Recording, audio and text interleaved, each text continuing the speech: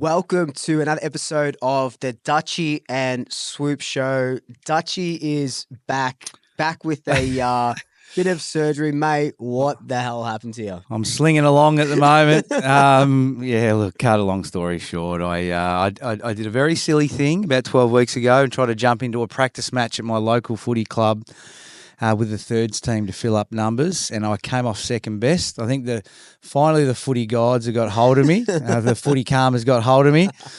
Got slung tackled by a very angry, solid little forward pocket for the Airport West thirds, and was a bit sore. Didn't think too much of it. 2 weeks later, scanned, and I've ruptured a tendon in my shoulder, and I had the operation on Wednesday, but I won't bore you with that. It's very sore. That's all I can say. Very sore. Yeah. And thanks very much for smashing me in that tackle, number 8. I really appreciate it. Must have been a Carlton supporter. Must have been. Maybe he watches our show and doesn't like it. I'm not sure. Or maybe he's a Carlton supporter. Kitchi said they're struggling at the moment, aren't they? Yeah, the That's Blues. A little bit of joy. But we should talk about the Blues a bit later too. That'll be fun. We 100% will. We will 100% will. But on the mend at least, so that's pretty good. On the mend, mate. It's hard to sleep at the moment, but I'm in this sling for 6 weeks. Jesus. But it won't stop me doing too much, mate. Well, doesn't stop me watching the TV or going to the footy. Well, that's the main thing. In 6 weeks, when the sling comes off, it'll be near final, so at least you'll get to cheer him on with two arms at the G, because we are absolutely flying. A good win against a gallant St Kilda. Like I went into that game thinking, oh, this is going to be maybe a 50-60 point win based on how they played against the Doggies. Wasn't that? It was in the end, it was like a 6-goal win or so. Didn't feel like that. It felt like only a couple of goal wins. How did you see the game?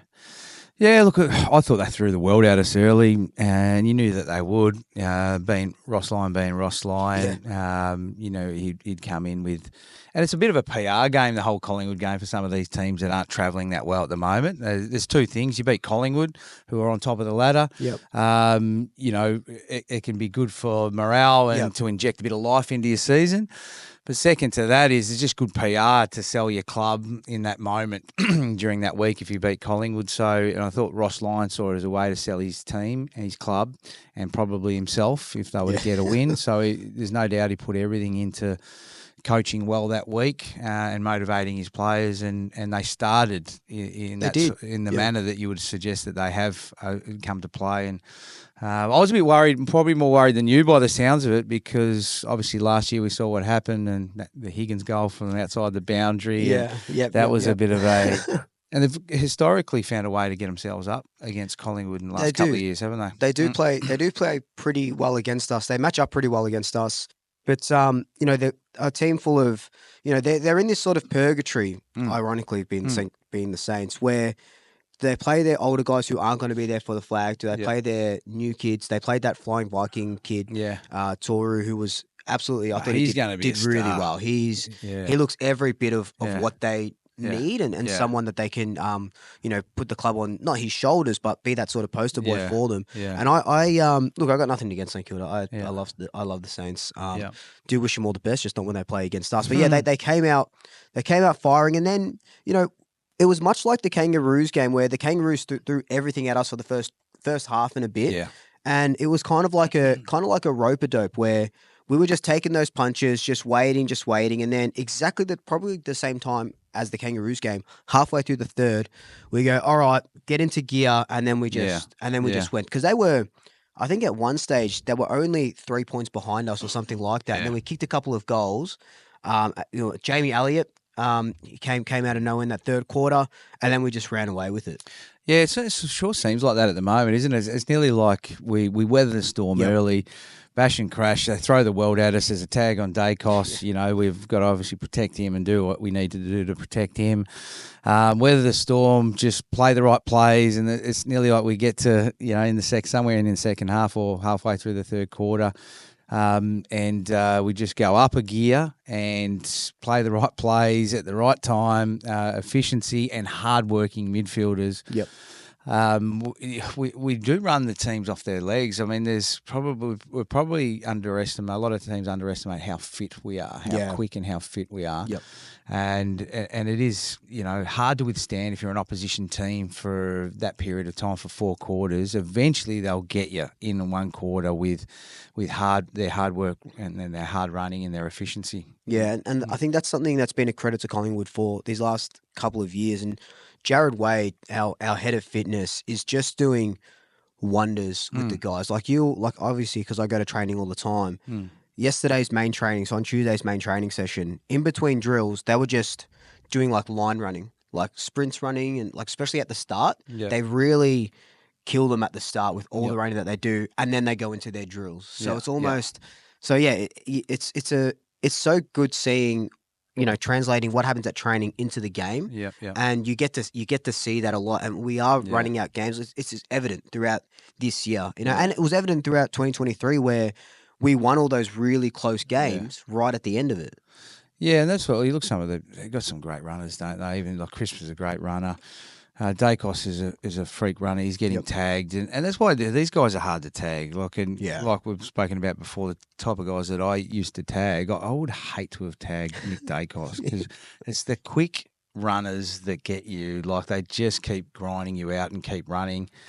And they'll eventually get you at some stage. They're impossible to stop. That's why I'm starting to think: is it even worth tagging Nick Daicos anymore? Like, do you just tag him in the first quarter, let him go, see if you can get off him in the second and third, and then tag him late when the game's in the balance or something? Because the opposition players that are playing on Nick Daicos aren't getting anything out of it, are they? No, really at the moment, 100%. And I think that's actually a good question because you were sort of at the tagger as well. Like with Nick, so Langdon goes on to Nick. Still has a decent game, Nick, by a decent standard. We keep, he keeps premiership winger Langdon to 4 touches, right? Winhager comes on. Nick still has 30. 1 goal. I think he had 8 or 9 score involvements or something crazy like that. So, and what Nick was able to do. And Winhager's had 14 or 15. Yeah. So, and he's a good midfielder as well. He's probably a 25 possession getting midfielder who uses the ball well. He can dart in and out of traffic as well. 100. So 100%. So you're losing that. But then they sort of dropped the super hard tag in the last quarter. And then Nick goes on a run. Yeah. And I know we shouldn't be giving opposition ideas, but wouldn't it make sense to not tag him for at least 2.5 quarters and then get him at the end of the game where he does his most damage? Yeah, I tend to go real hard on him early. Okay. And take him out of the game early, get in his head early, and then in the middle quarters when the game's out to be won, see if you can get off him and win it. Because at the end of the day, Collingwood aren't dominating hit-outs and they're not dominating clearance. All right, so can you go through... Is there a way? Look, he's not a big-bodied midfielder. Maybe put a big-bodied opposition midfielder on him. I can't believe I'm trying to beat Collingwood. Am I serious? What's going on here? But, I'm just thinking what I do because I don't like what the opposition are doing. You're wasting a player at the moment. Yeah. Put a big-bodied mid on him and then go through him at stoppage. So I would be trying to work because he's going to try and get off you and work forward and use his running capacity. Put a big-bodied mid and you become the go-to in terms of hit-outs at stoppage and see if you can get an advantage out of that. You got to try and get an advantage the other way because... He's impossible to stop for 4 quarters. Yeah, no, 100%. It goes back to, the tank that he has as well. And it kind of reminds me when we line up against Carlton, where Pendlebury usually goes on to Cripper as well. Yeah. So it's not like Pendles is playing a hard tagging role, but whatever the opposition are doing, it's working in our favour because we've won 6 games in a row. Yeah, 100%. I think good teams, regardless anyway, I think back to the Brisbane sides that were beating us in the early to middle 2000s. We used to tag 1 or 2 of them, but it was hard. Like I did a couple of good jobs on Ackermanis. He beat me a couple of times. I beat him a couple of times, but it didn't really change the outcome ever, regardless whether I beat him or he beat me. Yeah, they were beating us, regardless, and not by much sometimes, but they just. Yeah, they had enough good players across the board to be able to, get the job done. Yeah. So, it needs to be an even performance from all contributors, doesn't it, to beat Collingwood at the moment? Yeah, 100%. It's almost like, the Hydra mentality where, you cut one head off and two others pop up. You take a nick out of the game. Josh Daicos is still having 35 and creating off half back, or Scott Penalbury or Jack Crisp still had a really good game. Lipinski. Yeah. Some of these guys in this team. Lipinski was unbelievable. And that's what I was just about to say. He's your man too. Underrated players. My boy Lipinski. Because I was, I look at him and I go, oh shit, he's a good player. And I rate him, don't get me wrong. You're looking at him going, is he your best 18? I'm not sure. Like, there's so many good players across the board. And if you're coming up injured, they have to make him his life hard for him to get in. But obviously, they see a little bit more on the inside than what we see. You're seeing it, obviously, because you've been rating him, and obviously his ability to assist going inside 50. But what is he had? 20 odd touches, 26, 20 and 2, was it? And a couple of goals. Actually, in saying that, the AFL just put up a thing this morning, article this morning at 6 a.m. Your club's best kick inside 50, and they've said Collingwood's Patrick Lipinski is not only ranked number 1 in this critical category this year, he's a whopping 10% in front of second. So Lipinski's kick inside 50 to mark percentage is 50%. Yeah, he's the best kick to mark inside 50. It's unbelievable. Which is incredible. And that's credit to him. He's obviously a very good kick, and he can. I mean, that's probably the most important kick in the game, isn't it? At the moment, yep. When you look at it, because most players who get drafted in the AFL have good vision and they can hit targets between the arcs.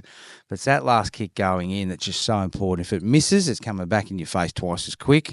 With the rebounding the small defenders that most teams have got now, and most teams have got that slingshot sort of game plan where they just want to rip from one end to the other really quickly and score. So if you don't hit it, you're cooked. Yeah. So a player like that, the importance of a player like that is through the roof in this day and age. But it's also the way Collingwood bubble up and they get space over in behind. Like I think they had another 17 or 18 marks inside 50. Yeah, yep. The forwards are giving the kicker, better opportunity to hit those targets because they've been able to extract space or find space for each other by the way that they set up and they move to position. So someone who's a good kick is getting better looks than they'd normally get as well, based on the way the forward line's setting up. Yeah, no, definitely. And like Lipinski's the best one to sort of do it at the club, obviously. But you see, there was a stage as well. I think it was in the third quarter where I think Nick might have missed an inside 50 about 3 times, just straight to opposition. And then you kind of look at that on the surface and you go, oh, he should be making those kicks. But then you realise he's not only had to break a tag, he's had to run around the back. He's taken 4 bounces and he's just shot by the end of it. But, at the end of the day, the way this team plays and the way they know each other is just... we saw it in 2023, and I feel like it's just a different beast. In 2023, I felt like we were riding on the momentum of a 2-point win after the siren, a 4-point win from being 30 points down, and we're going into that just off adrenaline alone. Yeah. This year, it's very much a different gear for every single team, and we're going into this with not a better game, or maybe a better game plan, but a better headspace, I feel. Yeah, better headspace, but also it's a challenging period coming through now, isn't it? Because we're riding that momentum, trying to get up there the last couple of years, and even the year before, trying to get a good position in the 4. And 1 or 2 losses in a row means you're back in 5th or 6th or 7th or whatever. Now we're up there and we're clear, and you got to maintain it. It is, and you're winning games on end, and you're confident that you can do that. When you get confidence, you can get a little bit overconfident, but it's that motivation levels. I mean, you're playing AFL footy and it's exciting. It never gets boring, let's be honest. But in saying that, is when you keep winning and winning and winning, the expectation is to keep winning. Is that little thing in your subconscious that goes, we'll be right today, I just got to rock up and get it done. Yeah. And it becomes robotic. It becomes a bit more trying to be professional-like, and it's getting the job at hand. It'd be interesting to see how Fly coaches through this, because do their motivation levels drop for the wrong game at the wrong time? Can they maintain it? They seem to be doing pretty well under the circumstances to keep their motivation levels up, but there will be some challenging periods in this latter half of the year, I'm sure. No, definitely. So there's 9 games left, and I guess Actually, we'll ride that. We'll ride that wave. So the next game is the Eagles, who are 18th on the ladder. Yeah. I recorded a preview for that Eagles game, and there wasn't. And I remember saying in my preview last night that there wasn't really much I could say about this game because, like, the Eagles aren't flying. They're not doing well in any. And I get they're rebuilding, and credit to them. Yep. They've got some young kids coming through. No McGovern now. Yep. Two of their big fours, Waterman and Allen, aren't there. Yeah. So, by all accounts, we should be winning this game by 7 points, right? But we know historically that doesn't happen with Collingwood. Yeah, it'll be an interesting game because it's been ordinary, haven't they, the Eagles? And with all those players out and the retirement there and all the rest of it, you'd be thinking it looks like a clear 100-point win, doesn't it? It really does, but footy's a funny game. It is. It throws new challenges at you. Young players might be just desperate. A couple of young players might jump up and find their place in AFL this weekend from the Eagles. Who knows? But also, it's that little thing when you go into a game. I think we were talking about it off screen before, where I think it was 2005, and I think it was round 6 or 7. And I think we'd only won one game so far. The Eagles hadn't lost a game.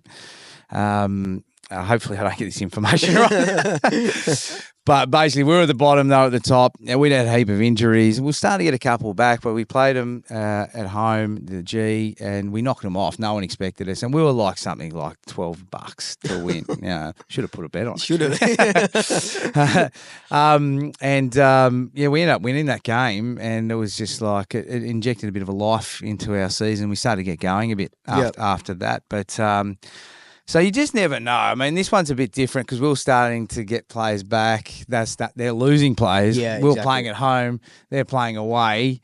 Plus, we were bad, but they're woeful. Shit, sorry guys, sorry Eagles, but you are pretty bad at the moment. In saying all that, they'll still get smashed. Well, and that's exactly what I said in my fear. I'm like, in saying all that, we should still we should still be winning. This is the game where if we win, we're 10 points clear at top of the ladder. That's 2.5 games. That's a lot of games under your belt to be able again to rest Pendlebury, side bottom, these guys, Jamie Elliott, and see what Oscar Steen can do in the ruck. See what Dimitir can do as an inside mid. Later on in the season because you got those wins in your belt. And like you said, if we lose 1 or 2 in a row, we're still top of the ladder. We're not going down to 7th, and now we're fighting for like Gold Coast to have. You know what I mean? And there is talk about West coming in. West is debuting, 100%. They've announced that already. And what about, do you reckon there's any thoughts about bringing like a Steen or someone else into the mix this week for it's a good week to blood a player, but you don't want to stuff around with things too much. 100%. Like I've been thinking about it, and you kind of don't want to throw the baby out with the bathwater as well. We just came off a bye. Yeah, you're not really going to give players another rest because that bye. I don't know if we talked about it. So we played one game in 22 days. So after the Hawthorn game, so in between the Hawthorn game and the St Kilda game, including that bye, we played Melbourne, and that was a 22-day break. So one game in 22 days. Yeah. So they look fresh-ish off the bye. Yeah. But I honestly would. I probably would give Steen a go. Maybe, not drop Cameron, maybe rest Cameron, but even though he's the best ruck in the game, took another 5 inside 50 marks, could have had 4 goals on the weekend. You nearly try him. You try him as a key forward, wouldn't you, for a bit and get Steen in the ruck just to relieve him because he's banging bodies every week. Yeah. He's playing 80-90% game time in ruck. Yeah, yeah. Obviously, he went forward a bit on the weekend, but they're obviously trying a few different things with him. But you don't want him your best. Look, and we'll talk about this in a moment, but who's the most important player at Collingwood. But you don't want one of your most important players at Collingwood being burnt out by round 23 going into finals. True. And I know they get that week off before finals and all the rest of it, but he's had a huge workload for a long period of time now. A lot of pressure goes on to him. So we've got to protect him as best we can. It might be a good week to try and protect him. I don't know. No, I agree because, what have you got coming up? You've got Carlton coming up who, even though they're an absolute rabble and Princess Park is falling down and it feels really good to watch. They've still got DeConning as a great ruckman. Yeah. And I don't know if Pitnet plays, but you're not going to put Oscar Steen. That's a baptism by fire. Then you got Gold Coast who have got Jared Witts. That's And right. then I don't know who we have the week after that. But this is the perfect. If you want to try players out, this is really the perfect game. I think so. I think so. And let's get back to that because there is a bit of. I saw some stuff in the Herald Sun, recently about the most important player at Collingwood. Daicos. Is it Nick Daicos? Is it Darcy Cameron? Or is it anyone else for that matter? What are your thoughts on this one? Look, obviously, I think the most obvious choice is Nick Daicos. What he's able to do, right? I actually think it might be the other Daicos. It might be Josh. His run and carry off half back, and the way that he's played this season, I'd be betting that he'd be top 3 Copeland again. Yeah. The run and what he's there's just his offensive run. He's the transition from D50 to forward 50 can hit a target like no other at the club. And Nick's great for what he does, the flashy stuff that he does. Yep. But Josh's new role as a half backer has really opened up a lot of possibilities for us. So I'd argue it's probably Josh Daicos at the moment. Yeah. I was thinking about it and trying to break it all down. I'd agree that Josh is probably nearly as important as Nick at the moment. I'd probably agree with that. But I still think Darcy Cameron is their most important player. Yeah. If you take him out of that team right now, you can't cover him. You can't. You're throwing Oscar Steeny, you're throwing Mason Cox out of form, Mason Cox in. Yeah. And you don't get, like, he's taken 8-10 marks around the ground at important times and protecting the back 50, but his body work around stoppage and his ability to extract the footy and bring smaller players into the game. He's a workhorse too. He gets forward, he gets back, he works to the line, he works to the defence. And just when you need him to take a big mark in D50 to settle the ship, he's just so good at doing it. I don't think anyone else at that club can do that. I don't think any midfielder at Collingwood can do what Nick Daicos does. Don't get me wrong, but it is easier to cover with you got multiple amount of high quality mids cut to cover. Like you might be 7% down in that area in terms of your run and your possessions, but I just think with the connection from this to this in ruck, no one else can do it anywhere near as well as Cameron. I reckon that would be a huge loss if he was to go down injured, touch wood. I reckon that would be an absolute killer. I'm not sure how well they'd be able to cover for it. And we wouldn't. You're right. We absolutely wouldn't. No one is taking, like, he's probably all Australian at the moment, you would think. I know Gawn's had a good year and Sherry, but what Cameron is able to do, you're right, around the ground, his like work rate off the ball, just dropping behind as that 7th tall defender, and we're going to need that more because Billy Frampton is out for up to 6 weeks now with the calf injury. Jeez, so it's a bad loss. We don't have a big body defender anymore. Charlie Dean, we do have, but now we're going to need Cameron to fly back. So maybe Billy Frampton being out does give them pause to say, okay, we do need a second ruckman now, so we can drop Cameron down the back and have him as a floating defender to be that intercept marker and have whoever it is, Oscar Steen, running around in the ruck. Yeah, potentially. Yeah, it'd be interesting to see how they play it. Like you probably get away with doing whatever you like this week. Yeah, 100%. Yeah. But they might need practice at doing this without Frampton for other weeks. And he does get behind the ball anyway, like a bit of an old school ruckman, and protect the back 50 and does it as well as anyone. I think you'll have to ruck more backward of centre, and maybe they try something like a forward that can ruck front half of the ground a little bit. Maybe, I'm not sure, but they're not going to go. Obviously move too far away from what they've already been doing. Regardless, probably just bring in the next troop, the next key defender, and just back them in and just keep playing the way they are. Especially given they're playing West Coast this week. Yeah, no, that's it, and we've seen it time and time again where one guy goes down, someone comes in, and they play the role exactly how he needs to. And it probably will be like a Charlie Dean type who has been absolutely smashing in the VFL. Great markability. You know, he debuted at the start of last season. Bit of a knock on him. He had a bit of a baptism by fire. Went back, honed his craft, got a little bit bigger, a little bit stronger, a little bit more confident, and he'll get a really good run at it. Well, because you're going to need him. These next couple of weeks, you're going to need him. And what it does as well, Darcy Moore's had a great season compared to last season. Not his All-Australian self, but that's off the back of Billy Frampton being Billy Frampton and letting more play off because we don't playing have more that Dow role on the number one key. Yep.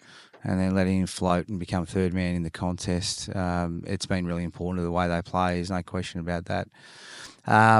Is there anyone else through the VFL other than Dean do you think's capable of holding down a key post at the moment? Not really. We've only got Dean's probably the tallest guy down back, and then you've got he's not a monster either. He's Dean, not, is and he? that's the thing. He's a third defender. He's not a. He's more of a. I guess a quote unquote Nathan Murphy type, as opposed to a Billy Frampton. I reckon Murphy might have had the longer lever, slightly taller and longer levers, whereas this guy's more of a 195er, isn't he? Do you think? Yeah. And he's more of a mobile, sort of tall type, isn't he? Yeah. So you wouldn't want, whereas Frampton's genuine 200, and a big boy, and he's solid as well and strong. So it'd be interesting how they combat that. And I, to be honest with you, I haven't looked at West Coast. I'm not interested in looking at West Coast. So it'd be interesting. They might be able to get away with doing whatever they like this week. They might be able to get away with playing all smalls, all mediums, and just running the gauntlet on that one this week, but. They'll have to look at it for the week after because, they're going to come up against it and be challenged in that area, no question. Like with Curnow and De Koning and whoever they sort of chuck forward. But, we've got to think, Braden Maynard more than likely comes in against West Coast. Yeah. Maynard's played on Buddy Franklin a couple of times, so he can take a medium tall if he not like a Billy Frampton, but we've missed that grunt and that body work that Maynard provides in the back line. So that'll alleviate it a little bit. And we'll probably go back to, 2023 where, we weren't seeing too much of Billy Frampton, but still winning those defensive games. You might find that it's a good way for Maynard to come in and play on a key tall that's maybe not as good a mover as a medium or small. Yep. Because when you're coming off, he's probably been off his feet for a period of time and he's doing a lot of cross-training, swimming, bike riding. He's going to be fit, but he's not going to be match fit. And to be running around with a small, you probably don't want to be doing that. But to run around with a tall where he can just play one-on-one, punch the ball away, it's a good building game for him to play that type of role. Yeah, so hopefully he does come back in. One player I want to sort of talk about, Dan Houston. Now, Houston I think he had 9 possessions over the weekend. Yeah. Obviously, look, playing a very different role to what he was playing for Adelaide. Yeah. Josh Daicos is pretty much playing the role that Yeah. Dan Houston would have played at Port. Yeah, that's right? true. Yeah. So Dan Houston is more not a lockdown defender, but not an offensive defender. What do you think we need to sort of do with him to get him more in that All-Australian form that we brought him over for? Yeah, I mean, I think you could probably look at the Lockie Schultz case from last year. Like first year in, battling away, not playing great, missing some shots at goal, not extracting the footy anywhere near as much as we like, and he grind his way in. It is hard to come into a new system, new coach, a new way, and play slightly out of position as well. I just think he's got to grind it out and work it out himself, because whatever they're doing across the board is working. He doesn't need to. This is good for him. He doesn't all of a sudden need 25 touches and kick 2 goals off half back for Collingwood to win, like he probably needed to do at Port Adelaide. So go and stick in deep forward back pocket, play your role, and at the right times, in the right games, when the heat's on. Because what happens is the heat goes on to Josh Daicos in finals because they're going to squeeze him up. Guaranteed, they'll start squeezing him up. They'll look at how can you beat Collingwood.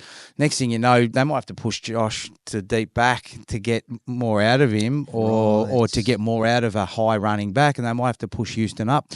So things will open up, and that's what happens in finals. Your best players get squashed, and then your players that maybe haven't needed to during the year have to step up and play their role, and he might be needed in some more important games going forward. So it'll be interesting to see how it plays out. I would like him every now and then to maybe play as a high back off the back of stoppage like Daicos does, Josh Daicos, just so they can get him warmed up into that type of role for finals if they need to, obviously swap those roles over. That's actually really good. It's like having a like that secret. It's like a secret weapon, really. Like no one's really focused on Dan Houston at the moment. But you're right. Once they do figure out that, okay, Josh Daicos is probably the Daicos that we need to tag. Like bang, Houston, you just swap and Houston's just go. That's actually pretty interesting. You know.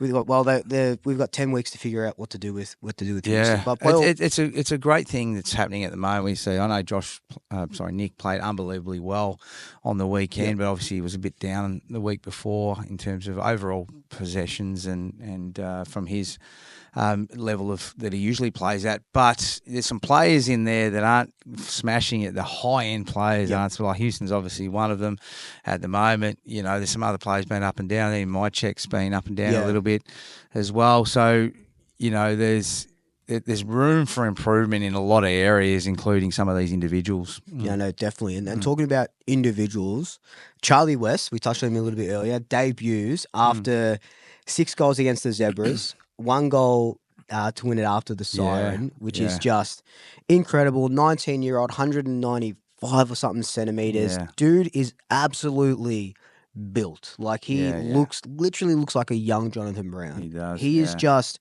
something that Collingwood fans, you know, we're excited for because we haven't probably drafted a key forward, and I'm probably wrong, but probably since Ben Reid, that Nathan Brown when we went those 2 top 10 Chris drafts. Dawes was another one as well, I suppose. And look at that. That was, you know, before 2010. Like that was ages ago. Now we've got this big monster who's kicked 24 or 25 goals in the VFL. He's exciting. He's a weapon. I've been excited about him from the get-go. And I was hoping that he might get a game a little bit earlier, but like Fly said, it's hard to not have a look at that magnet when he's doing what he's doing.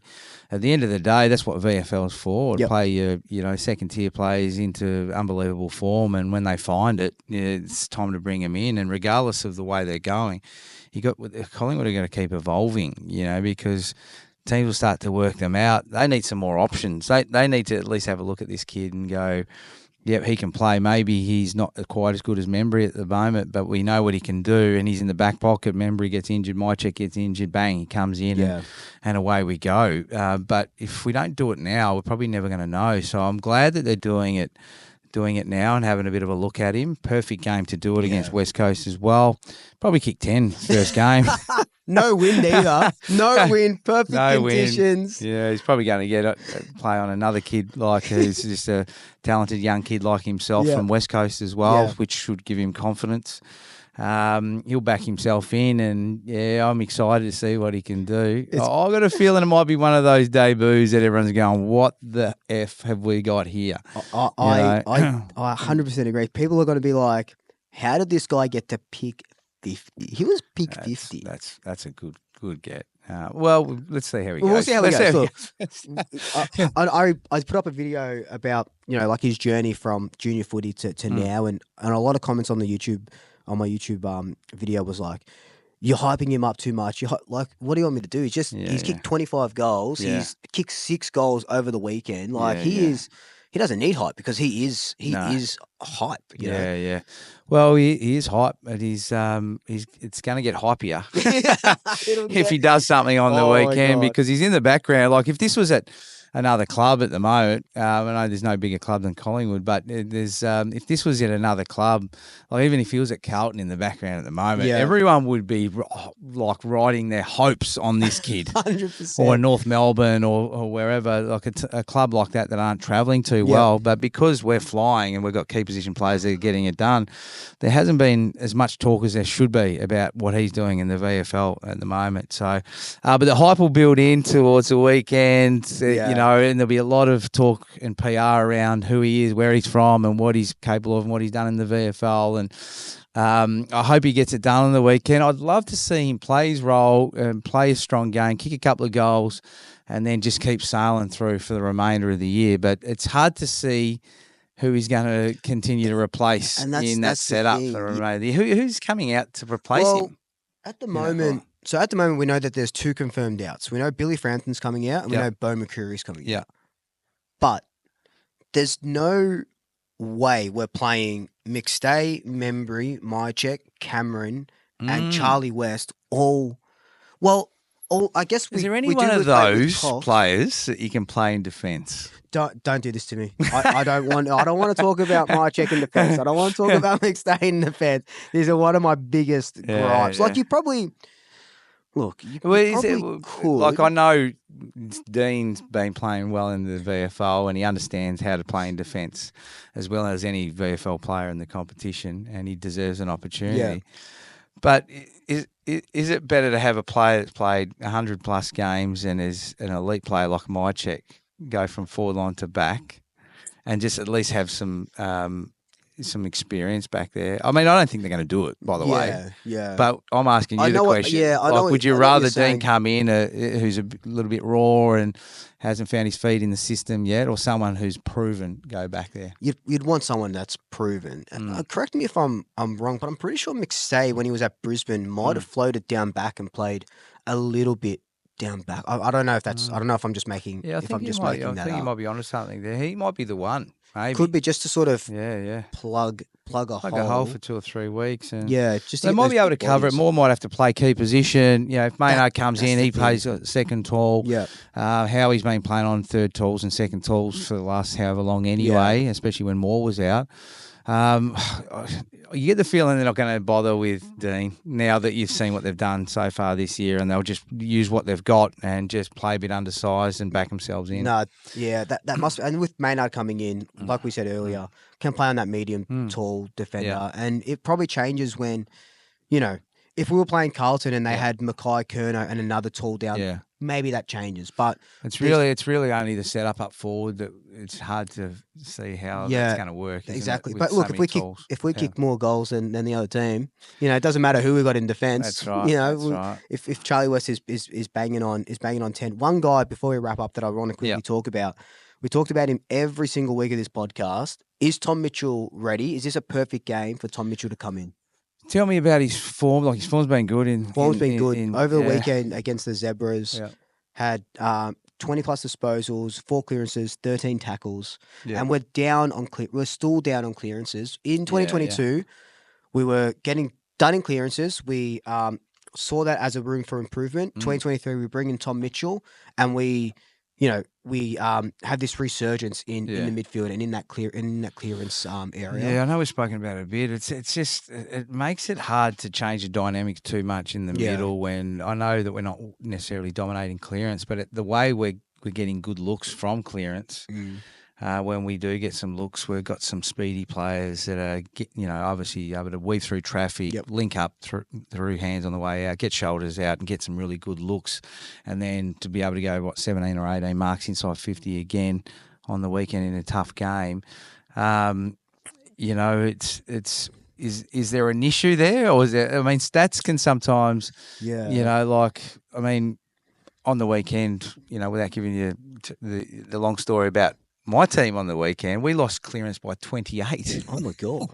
And we lost the game by 7 points. And the team that we're playing against only scored 25% of their score from stoppages, even though they won clearance by plus 28. Right. So it's the way you defend the stoppage and your shape around stoppage, and the way the ball comes out when the opposition are bringing it out. And it's also the way that you obviously are able to get clear on the way out. And, the quality of looks you get on the way out of clearance yourself as well. So I think those stats can sometimes be a little bit overrated, especially, with Collingwood at this point in time. I get the feeling that they'll keep the setup in the middle the way they are, and they'll make Mitchell work for everything, and they'll probably, might not bring him in unless they get an injury. That's how I'm reading it at the moment. That'd be, we talked earlier in an early episode about there might be that John Noble type heartbreak leading into the finals. Yeah. Not as so much a grand final, but, John Noble was dropped leading into the finals. And we might see that with players like Tom Mitchell or, Charlie West could play from here until finals. Yeah. And then he gets dropped. It's going to be a very interesting. It's hard when everyone is flying. Yeah. The one thing is for sure, there will be a niggle, there will be an injury, there will be a game where, regardless of how good or how bad his form is, I mean, his form still going to have to be solid regardless. there's going to be a game or two for him somewhere. Yeah, you hope so. You get an absolute chance to say that that's going to happen, and then it might be just up to him to come in, play his role ultimately really well, and then stay in. Dropped, and but he might come in, play well, and they might move him out. That it's one of those things. Is they're going with the guys that have done it for the longest throughout the year, and what's held them in good stead for a long period of time. And it's, as a coach, as you know, the one thing is once you've got trust in players that are doing a certain thing over a long period of time, you don't want to adjust anything too dramatically. It'll be interesting to see how it all plays out, that's for sure. It's going to be an exciting, what is there, 9 rounds left. It's going to be an exciting 9 rounds or 9 weeks. The Collingwood's best finish is 20 wins, 2 losses. That was in 2011. Yeah. So we have a chance to one up that if we can go 9 straight. That might be too much thinking. Yeah. Dutchy, while we wrap up, what are your predictions for the weekend? Geez. Look, I get the feeling West Coast will come. Yep. And just throw. I know they're young and they're inexperienced and there's some troops out, but I've got a feeling that they've come together this week and they've gone, this is the impossible task, and they're just going to throw everything but the kitchen sink at us. And I get the feeling that we'll win it and win it comfortably, but it won't be a 100-point win. Maybe it's going to be a 40 to 60-point win. And we'll just break their back at some stage during the second half and run away with it clear. But I think the first half might be a bit tougher than what we think. Yeah, no, I fully agree with you. I want to go in there and win by 120 and have my chips and just chill out. But I know it's going to be like a 45-point win. West Coast at one stage will be a couple goals in front. I don't know what it is. They might kick the first 3 and everyone will be shell shocked. Something like that will happen. Like that. Guaranteed. It's just a typical Collingwood game, and that's guaranteed something like that will happen. And but it'll be an amazing game. It's Mycheck's 150th. It's Charlie West's debut. We get a chance to see a little bit of a different makeup to the team, and it's bloody absolutely exciting. It is, mate. Look, I'm really excited for the weekend to see how this pans out. Really excited for the rest of the year too. Actually, I'm really impatient. I'm looking forward to finals. Me too. Get me to finals already, will you? We've got bloody 10 weeks until finals. We're getting cocky, aren't we? We're getting cocky. I think we're allowed to. I think we're sitting pretty. 2.5 games out. Geez, it's going to take a lot for someone to stifle our momentum at the moment with the way that we're playing, and even with injuries. The next troop comes in, replaces and plays well. And, even with a lot of injuries, we've been able to cover it well. So we've got confidence as a supporter group. We've got the real confidence at the moment. I just hope that we can just keep sailing through, get that top spot and give ourselves the absolute best chance for finals. That's it, mate. And we are chomping at the bit. Bring it on. Bring on the Eagles. Dutchy. We're going to go to a game together at some stage too. 100%. That'd be awesome. 100%. We'll do a bit of a live vlog. I reckon that'll be fun. Yeah, that would be a lot of fun. Let's do it soon. Done. Mate, we'll rest up with that shoulder. Yes. Thanks, mate. Get better. Guys, thank you so much. We'll see you next week. Enjoy. Go Pies. See you guys.